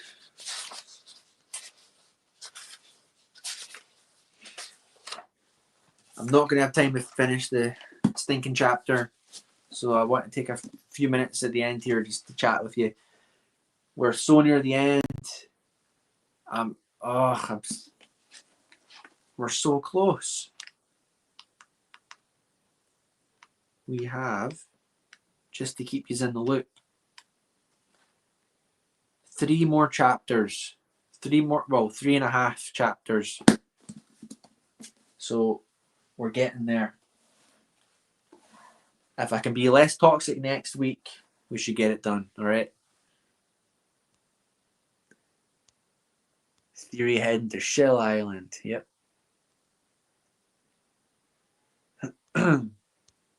Hey, my streaming buddy.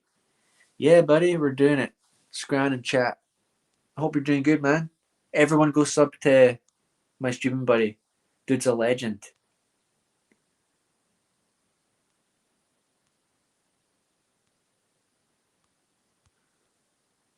Oh, what am I doing here? Ugh. Yeah, I don't know if I would compare those two shows. The thing is, he got all upset over that the rape scene or whatever, which wasn't actually, it didn't actually happen. It was just a ugh. Don't need to get into it because it's a load of trash. Fake Star Wars. So guys, we've got a couple minutes here. Oh, who's this? Ah, Philip Nicholas. Howdy again, just popping in again. Saw you're on just now. Howdy, dude. We're actually just finishing up. We did our toxic hour and then we read some Shatterpoint. So just closing up here. So many new and remastered clips. I can feel the hate swelling. I've been adding quite a few new clips to mine as well. I think I played most of them throughout the stream, but here, let's see. Is there anything I missed? Might as well introduce them to the chat. I love my H2O clip. I wish I had more chances to play that. No, I think we're good. Cool. So, won't waste any more of your time, guys. Purist will be streaming later this evening. I'll be asleep, but you know how it goes. I'll be catching the replay in the morning. And I'm really looking forward to that stream, actually.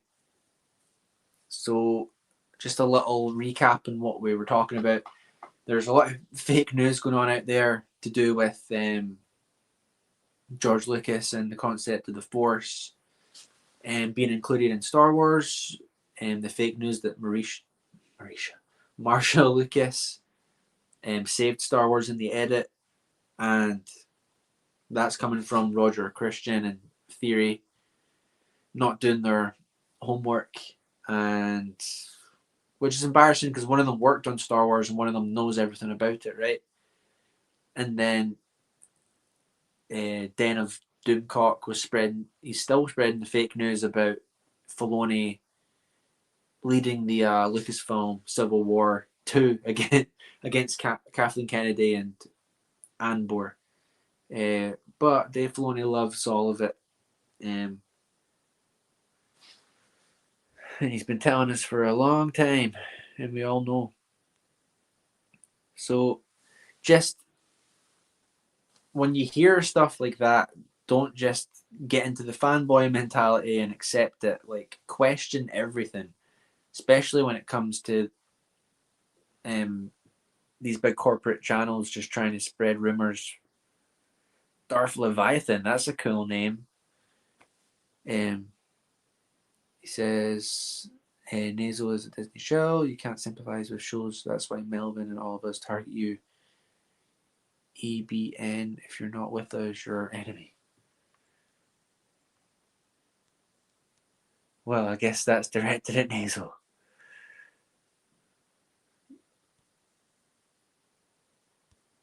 I like it all. Yeah, that's Filoni, right?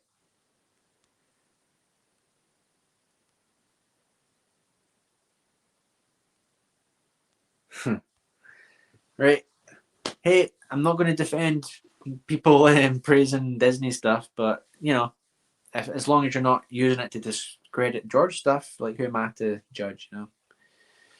So we will close it off there, guys. I'll get you a good clip before we go. I'll do the Darth Maul one because I'm really hyped, and I hope you guys are too. So thanks for being here, and I will see you next Monday for another Shatterpoint read through. We'll try and get through it, and yeah, that's it. Long live the expanded universe, Lang may your lums reek, and take care, everyone. Speak to you later. This is my apprentice, Darth Maul. He will find your lost ship. At last we will reveal ourselves to the Jedi. At last we will have revenge. You have been well trained, my young apprentice. Lord Maul, be mindful. Let them make the first move. Yes, my master.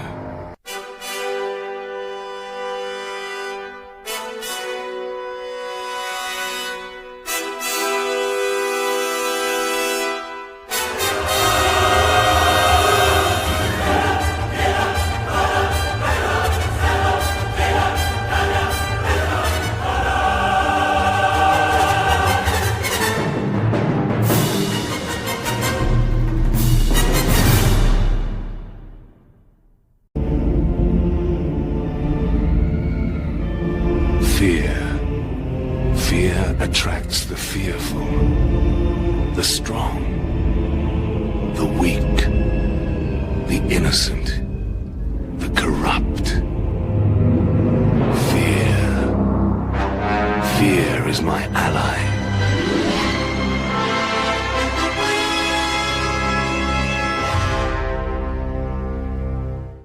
People get into all these debates of what's canon, what's not, and sometimes forget just the special nature of telling a good story. Dave Filoni and I once had this argument that educated me greatly, because I was all concerned. There was this thing I was recording as Darth Maul for this audiobook, and it wasn't, strictly speaking, consistent with something that we did in Clone Wars. Right. And I said, Dave, what should I do? Should I tell them to change the line? Should I blah, blah? What do you think? And how do I solve this problem? And he just said, Sam, it's good if the stories are different. But what do you mean? It has to be consistent. He's like, no, it doesn't. No, it doesn't. These are all tall tales. And they all of the tellings, it's great if it's a little bit different. That's reason to go seek that out, to get a different perspective on the same story. This campfire that night that was told that story, this happened and Ahsoka's lightsaber was blue. But over here, you heard the same story and Ahsoka's lightsaber was green. And that's good. And when I thought about what he said, I'm like, he's right. You can bounce. You can bounce. You can bounce. You can freaking bounce.